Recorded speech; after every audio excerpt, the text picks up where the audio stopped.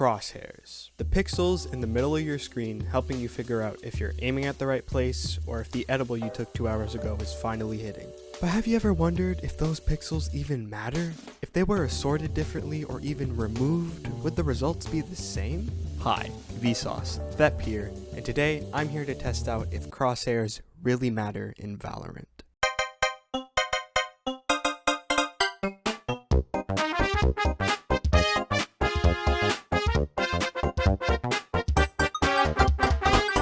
Now I'm sure everyone's wondering how I found out if crosshairs really matter in this game.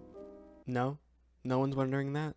Well, fuck you, because I'm going to tell you anyways. To truly find out if crosshairs affected your aim in Valorant, I ranked 6 different crosshairs, all very different from each other, whether that be size, gaps, or even dicks. Now again, how did I do this? Well, that's less important, but what I'm going to need you to remember are these 4 categories: accuracy, crosshair placement, quickness, and versatility.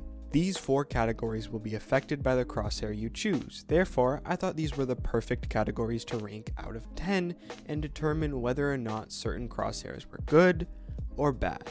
Okay, so here are the 6 crosshairs that I decided to rank, and well, you might be noticing that one just looks like nothing. Well, you're gonna have to wait till the end to actually figure out what that one is. It's kind of special, just like you. Alright, so I'm going to give you a brief rundown of what these crosshairs' strengths and weaknesses are, and at the end I'll give you an overall rating on how I found the crosshair to be. Now, before you click off the video, don't worry, because this is all tying back into the question of if crosshairs matter in Valorant. You're just going to have to stick with me for a bit. Okay, now that the nerd shit is done, let's get into the even nerdier shit and rank these crosshairs. First crosshair.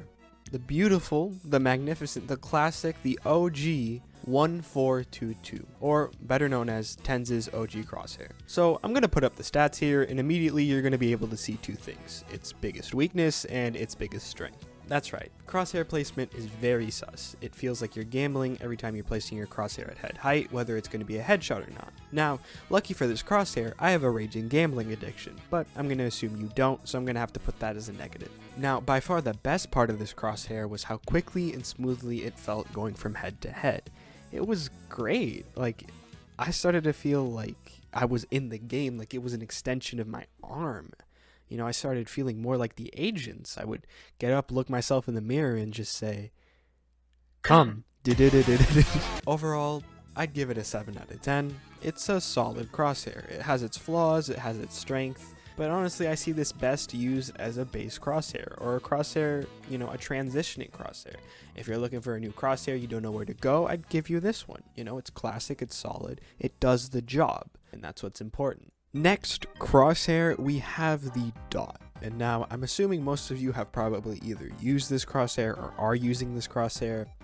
And how do I know that? Well, it's simple. If you have a crosshair that's the size of their head, no matter where you are, it's impossible for you to miss. Well, that's what you'd think. Let's get into this crosshair. Now, as I pull up the stats, it's real obvious what this shit's good at, and it's one thing and one thing only, and that's accuracy. So I guess you're right. This thing is not quick. It's not fast. It is the slowest out of all the crosshairs, and I know why. I'm going to explain at the end why, but it's just not fast. It takes like almost a year to just move your crosshair from where you're aiming to the person's head. That's at least what it feels like. Not to mention, it's kind of hard to use close range because of how small it is. You have a tougher time identifying when you're on the person's head. So yeah, that's another issue. And finally, again, because of how small it is, well, we're starting to sound like they're talking about your dick here, but I digress. Because of how small it is hard to figure out if you're on head level, if that makes sense. I feel like you'd argue that it's the other way around, but it wasn't for me. It was kind of harder instead of easier, but that might just be a me issue. That might be a skill issue. So anyways, this crosshair deserves a 5 out of 10. It's really good at what it is advertised for. It's very accurate, just pretty bad at everything else. If you know how to use it though, I'd recommend it. And if you're cracked already, like you have the mechanical skill of a god, I'd tell you to use it. Next crosshair, we have the old Dapr crosshair, which looks like this. It's interesting, and it's about what you expect. Let's pull up the stats here. As you can see, the accuracy is, well, not there, but honestly it surprised me because it was a lot better than I expected. It was pretty fast, like it was very fast, and it was not too bad at long ranges for having that big of a gap. I felt pretty good using it. I mean, considering the gap is as big as your mother's vagina, it's pretty versatile for how big it is. Overall, this crosshair is a 6 out of 10. It impressed me in many different ways. It surprised me in many different ways, but at the base, at the heart of it, it's pretty much what you'd expect. Next, crosshair, we have an interesting one. It's my personal favorite. It is a dynamic crosshair. I loved this crosshair. This was definitely one of my favorite crosshairs. It seems weird at first glance, like it almost wouldn't work, but it feels very natural to use, and as a small crosshair, it feels nice and quick too. As you can see, there's no real weaknesses with this thing. It's very accurate.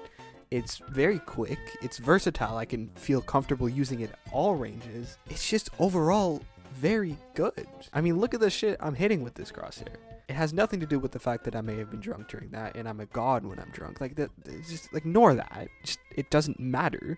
It was the crosshair. It's all the crosshair. Anyways, this crosshair is an easy 8 out of 10. I would recommend this to most people. Next and second to last crosshair, we have this one, which I self-titled Shroud Big Motherfucker. Now, you're probably thinking to yourself, what the fuck is this? Like, this is circuitry. This is a disgrace to all crosshairs known to man. And that's what I thought about it at first too. But then I started hitting shots, and then I hit some more, and then I wouldn't stop. And then I found out that this is the greatest crosshair of all time. Let's pull up the stats. Accuracy, 8 out of 10. Crosshair placement, 10 out of 10. Versatility, 8 out of 10. Quickness, 10 out of 10. That's pretty damn good. And again, this has nothing to do with the fact that I tested this on the same night I tested the dynamic crosshair. I don't know why you keep bringing it up, dude. It didn't happen. It's not like the alcohol sat longer in my body, making me even more of a god and making this crosshair even better. It didn't happen. Allegedly. I have been informed to say this from my lawyer. For legal reasons, all uses of alcohol in this video were a joke. It's a bit. It didn't actually happen. Anyways, overall, the crosshair is a 9.3 out of 10.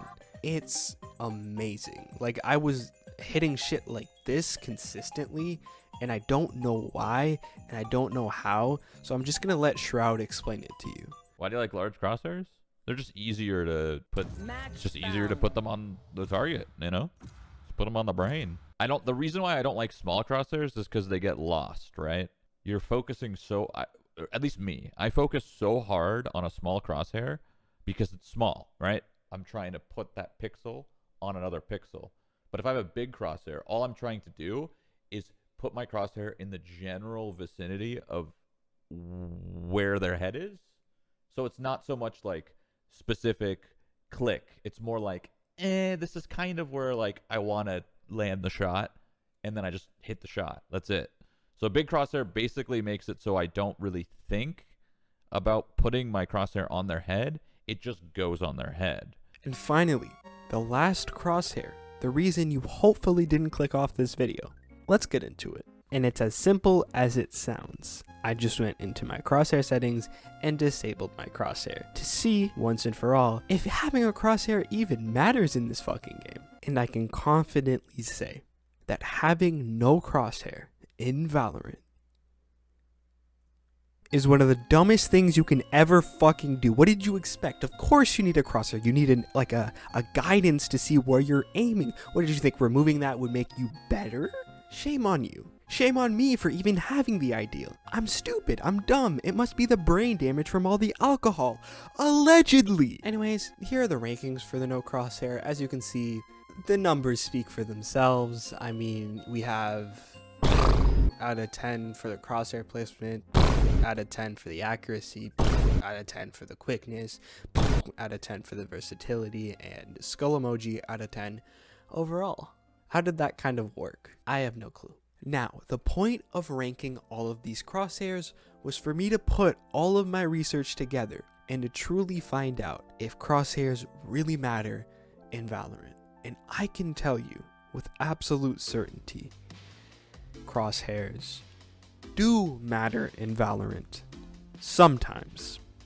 Now let me explain. Crosshairs will affect things like the 4 categories I showed you today. They will influence how easy and how hard it is depending on what crosshair you have chosen. For example, a crosshair with a bigger gap will always be faster than a crosshair with a smaller gap. I don't really understand the science behind it, but it is a thing. Similarly, smaller crosshairs and smaller gap crosshairs will often be more accurate than crosshairs with a bigger gap. So yeah, they will make things easier and harder for you in certain aspects. However, they don't influence how good you are. Once you learn and gain a certain amount of muscle memory in this game, you can basically use any crosshair you want and get similar results to if you had used others. The biggest reason you should be changing your crosshair is to help fix an issue you might be having. For example, if you feel like you're not getting onto your enemy side quick enough, maybe try opening your crosshair gap a little bit, and vice versa. If you feel like you're not being accurate enough, maybe try closing that gap a little as well. Crosshairs won't make or break who you are or how good you are in Valorant, but they can help you get better. Anyways, I've been Thep for Vsauce, and I hope you've enjoyed this video. Okay, now I gotta go release Michael.